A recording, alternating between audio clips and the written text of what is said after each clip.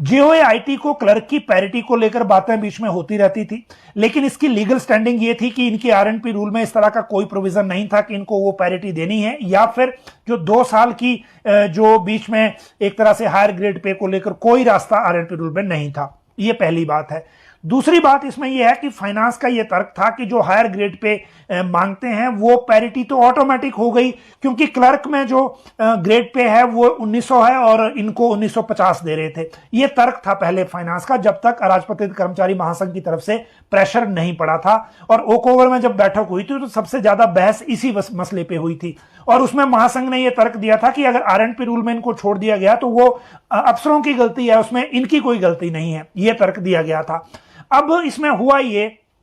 कि इनको सबसे ज्यादा फायदा हो रहा है इसमें। अभी अगर इनको 2 साल के बाद क्लर्क वाला जो हायर ग्रेड पे है वो मिल जाता है तो इनको जो पर मंथ 17,000 रुपए का जो गैप अंतर है वो आएगा, और ये सबसे ज्यादा फायदा इन्हीं को हो रहा है। लेकिन जहां आरएनपी रूल भी नहीं थे वहां आपने दे दिया क्लर्क वाला हायर ग्रेड पे। मतलब यह हुआ कि जिनके लिए पहले प्रोविजन नहीं था, मान लीजिए 2017-12 वालों को छोड़ दिया गया था उस वक्त हायर ग्रेड पे देने से, अब 2011-12 की जो मिसिंग जो लोग लेफ्ट आउट कैटेगरीज थी वो भी जेओआईटी के नाम पे मांग सकती हैं, जो लेफ्ट आउट कैटेगरीज हैं, और जिनका जितना प्रेशर होगा वो फिर उसी तरह से क्लेम कर सकते हैं, क्योंकि ये गेट ओपनिंग हो गई। सरकार के पास अब ये तर्क नहीं है कि अब हम नहीं देंगे, क्योंकि जो लेफ्ट आउट कैटेगरीज हैं उनके लिए जेओआईटी एक नजीर बन गया है, एक उदाहरण बन गया है, और इसके आधार पे अब बाकी लोग भी मांग सकते हैं, क्योंकि यहां प्रोविजन नहीं था और वहां उनको लेफ्ट आउट छोड़ दिया गया था।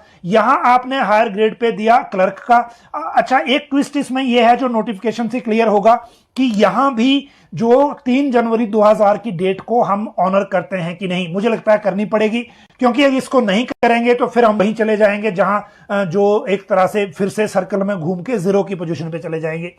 अगर जेओआईटी के मामले में भी क्लर्क वाला जो अगर करना है तो इनके या तो आरएनपी रूल अमेंड होंगे, पहले बनेंगे, अमेंड क्या पहले बनेंगे,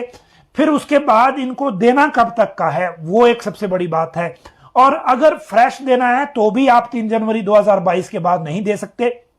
और उस फॉर्मेट को किस तरह से लागू करेंगे ये नोटिफिकेशन बताएगी। इसीलिए अभी बहुत सारे ट्विस्ट बाकी हैं जिनको लेकर अभी हमने, जब तक नोटिफिकेशन नहीं आती तब तक क्लैरिटी के साथ नहीं हमने इसको समझना है, ना हम अभी समझ पाएंगे, क्योंकि अभी तक जो अनाउंसमेंट हुई है हम आपको वही इलेबोरेट करके बता पा रहे हैं, और वो भी फाइनेंस की जो इसमें फीडबैक साथ में ली गई है उसके साथ।